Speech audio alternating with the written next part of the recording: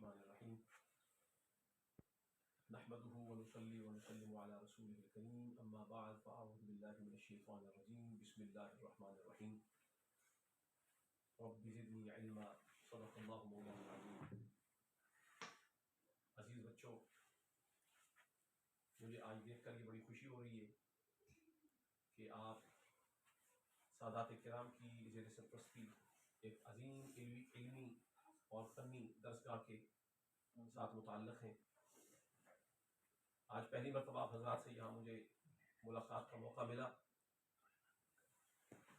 میں جس وقت یہاں پر داخل ہوا اس آستانے پر اور اس درسگاہ میں، تو مجھے یہ دیکھ کر بڑی خوشی ہوئی کہ آپ انتہائی پرجوش اور ایمان سے لبریز آپ نے جس انداز سے استقبال کیا اور جو نعرے آپ کی زبان سے بلند ہوئے، مجھے دیکھ کر بڑی خوشی ہوئی۔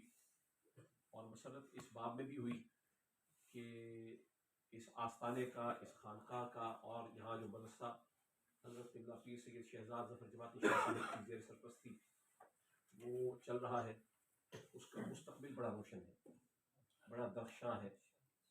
یہ حضرت کی دور رس نگاہوں کا اثر ہے کہ جنہوں نے بر وقت بھانپ لیا کہ امت کو اس وقت درسگاہوں کی ضرورت ہے، اور وہ درسگاہیں کہ جن کی سرپرستی سادات کریں، خانقاہیں کریں، وہ یقینی طور پہ بڑی کارآمد درسگاہیں ہوتی ہیں۔ آپ بچے بڑے خوش نصیب ہیں کہ آپ کی زبان سے میں نے آج مولا علی کا نعرہ سنا ہے۔ یاد رکھیں کہ کوئی شخص مولا علی کو چھوڑ کر عالم ہو ہی نہیں سکتا۔ اس کی وجہ یہ ہے کہ مولا علی کے ایک شاگرد ہیں، ابو الاسود الدؤلی ان کا نام ہے۔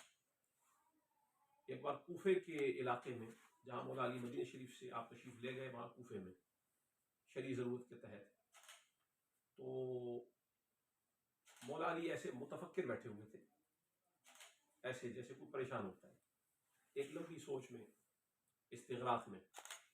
تو مولا علی کے شاگرد ہیں جن کا نام ہے ابو الاسود الدؤلی، یہ اندر داخل ہوئے تو انہوں نے مولا علی کو ایسے ایک فکر میں دیکھا کہ آپ یوں فکر میں پیچاں بیٹھے ہیں۔ تو قریب آ کر مولا علی سے پوچھا کہ اے مولا کائنات مولا علی، آپ کس فکر میں ہیں؟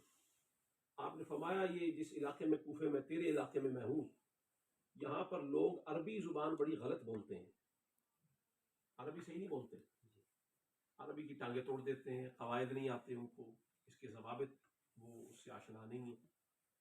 تو میں فکر مند ہوں کہ عنقریب کہیں عربی جو ہے، عربی زبان کا اثاثہ وہ ختم ہی نہ ہو جائے، عربی زبان فنا ہی نہ ہو جائے۔ جس طرح سے یہ بولتے ہیں باقی زبانوں کے ساتھ وہ خلط ملط کر دیتے ہیں۔ تو ساتھ ہی مولانا نے فرمایا میں یہ چاہتا ہوں کہ میں ایک رسالہ لکھ دوں عربی لغت کے لیے، تاکہ یہ زبان کا آئندہ کوئی خراب نہ کر سکے، اسے غلط کوئی نہ بولے۔ یہ رسالہ ان کے لیے رہنما اور یہ قائد ہو جائے جو انہیں زبان کی اساسی حیثیت بتائے کہ یہ کیسے بولی جاتی ہے، اس کی بنیادی ضروریات کیا ہے۔ تو ابو الاسود الدؤلی جو مولا علی کے شاگرد تھے نا، وہ یہ کہنے لگے کہ اے مولا کائنات، اگر آپ ایسا ایک رسالہ لکھ دیں، ان فعلت ھذا فاحییتنا، اگر آپ ایسا کوئی رسالہ لکھ دیں تو آپ ہمیں زندہ فرما دیں گے، ہمیں زندگی مل جائے گی۔ تو مولا علی نے ایک رسالہ 3 دن کے بعد بلوایا اپنے شاگرد کو، ایک رسالہ ان کے حوالے کیا۔ وہ رسالہ تھا علم النحو کے اوپر، علم النحو۔ اور علم النحو یہ وہ بنیادی علم ہے کہ جس کے بغیر عربی زبان نہیں بولی جا سکتی۔ آپ ماشاءاللہ مدرسے میں آئے حضرت کے زیر سرپرستی، یہاں پہ آپ کو علم الصرف بھی سکھایا جائے گا، علم النحو بھی سکھایا جائے گا، علم منطق سکھایا جائے گا، پھر علم کلام ہوگا، علم بدائع ہوں گے، صنائع ہوں گے، یہ آپ کو آگے چل کے سکھایا جائے گا۔ بنیادی چیزیں جس سے آپ کو عربی زبان سمجھنی آسان ہو جائے گی، مختلف رسالے پڑھائے جائیں گے، آپ کو قاعدے پڑھائے جائیں گے۔ لیکن عربی زبان کے بغیر کوئی بندہ عالم نہیں بنتا۔ اور عربی زبان کی بنیادی جو اساسی حیثیت رکھنے والے علوم ہیں، ایک علم صرف ہے جسے ام العلوم کہا جاتا ہے، یہ سارے علوم کی ماں ہے۔ علم الصرف ام العلوم والنحو ابوہا۔ دیکھیں بیٹے، جس طرح آپ کے والد بھی ہیں، آپ کی والدہ بھی ہیں، ٹھیک ہے، وہ آپ کے سرپرست ہیں۔ ماں اور باپ نہ ہو تو بچے پروان نہیں چڑھتے۔ اسی طریقے سے اگر علم الصرف اور علم النحو نہ ہو تو کوئی بندہ عالم بن کے پروان نہیں چڑھ سکتا، ٹھیک ہے۔ عالم وہی بنتا ہے جسے بنیادی طور پہ علم صرف بھی آتا ہو اور علم نحو بھی آتا ہو. یہ آگے چل کے آپ پڑھیں گے. لیکن آپ کو معلوم ہے کہ علم صرف اور علم نحو ان دونوں کو تیار کس نے کیا, پیش کس نے کیا, اس کا بانی کون ہے, مؤسس کون ہے, بنانے والا کون ہے؟ مولا علی, جن کا نعرہ بھی آپ لگا رہے ہیں. تو معلوم یہ ہوا کہ مولا علی کو چھوڑ کر کوئی بندہ عالم نہیں بن سکتا. مولا علی کو چھوڑ کے کوئی بندہ عالم نہیں بن سکتا. دیکھیں کوئی بندہ کسی پہ چھوٹا سا احسان کرے تو جو کسی اچھے مہذب خاندان کا فرد ہوتا ہے نا, وہ اس کے احسان کو ساری زندگی یاد رکھتا ہے. وہ عالم کیسا ہے جو یہ بھول جائے کہ میرے منہ میں زبان تو اللہ نے رکھی ہے, پر اسے بولنے کی صلاحیت کس نے دی ہے؟ مولا علی نے. اگر علم صرف مولا علی ایجاد نہ فرماتے, علم نحو مولا علی ایجاد نہ فرماتے, تو ابو الاسود دؤلی کو وہ رسالہ مولا علی نے دیا. اب اسی رسالے سے, اس میں علم نحو کے قواعد تھے, آپ آگے چل کے علم نحو پڑھیں گے انشاءاللہ. اس میں قواعد تھے کہ عربی زبان کیسے بولی جاتی ہے, اس کی ترکیب کیسے ہوتی ہے, اس کو کیسے جوڑ کے آپس میں کلام بنایا جاتا ہے, جملہ کیسے بنایا جاتا ہے. یہ ساری تفصیلات آپ آگے جا کے پڑھیں گے. لیکن آپ کو یاد رکھنا چاہیے کہ ہر عالم کو بولنے کا سلیقہ مولا علی نے سکھایا ہے. عربی زبان میں بولنے کا سلیقہ مولا علی نے سکھایا ہے. لہٰذا اپنے محسن کو کبھی بھولنا نہیں چاہیے, اور ہر عالم کا پہلا محسن مولا علی ہے. اب قرآن عربی میں ہے, حدیث عربی میں ہے, ٹھیک ہے. آپ میں سے کچھ بچے ناظرہ پڑھ رہے ہیں, کچھ حفظ کر رہے ہیں. آپ ناظرہ بھی جب پڑھتے ہیں تو آپ اس میں حروف تہجی پڑھتے ہیں, پھر حروف سے مل کے الفاظ بنتے ہیں, پھر جسے الفاظ سمجھنے آ جاتے ہیں وہ قرآن ناظرہ پڑھ لیتا ہے, پھر جو ناظرہ پڑھ لیتا ہے وہ حفظ کی طرف آ جاتا ہے, حفظ کے بعد پھر وہ درس نظامی کی طرف آ جاتا ہے. لیکن ناظرہ قاعدہ جو آپ پڑھتے ہیں وہ کس زبان میں؟ شاباش, آپ بڑے سمجھدار ہیں. اور جو قرآن کریم ہے, جو اس کی عبارت ہے, الحمدللہ رب العالمین الرحمن الرحیم مالک یوم الدین ایاک نعبد و ایاک نستعین, یہ ساری صورتیں کون سی زبان میں ہیں؟ اچھا, کسی کو عربی سمجھ نہیں آتی جب تک اسے پہلے علم صرف نہ آئے. کسی کو عربی سمجھ نہیں آتی جب تک اسے علم نحو نہ آئے. یہ دو علوم بنیادی ہیں, اس کے بغیر کوئی عالم نہیں بنتا. معلوم یہ ہوا کہ ہر عالم کو عالم مولا علی نے بنایا ہے,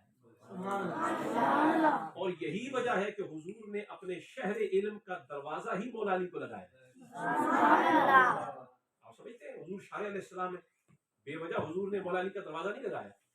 اب اس کی میں وجہ پیش کر رہا ہوں کہ جس کو نبی نے دروازہ بنایا وہ علم صرف ایجاد کر رہا ہے, وہ علم نحو ایجاد کر رہا ہے. دنیا میں جتنے عالم آج مولا علی کو نہیں بھی مانتے نا, وہ بھلے سے منہ سے نہ مانے, انہیں مولا علی نے ہی پڑھایا ہے. یہ احسان فراموش ہو گئے تو الگ مسئلہ ہے, ورنہ حقیقت یہ ہے کہ ہر عالم کو عالم مولا علی نے بنایا.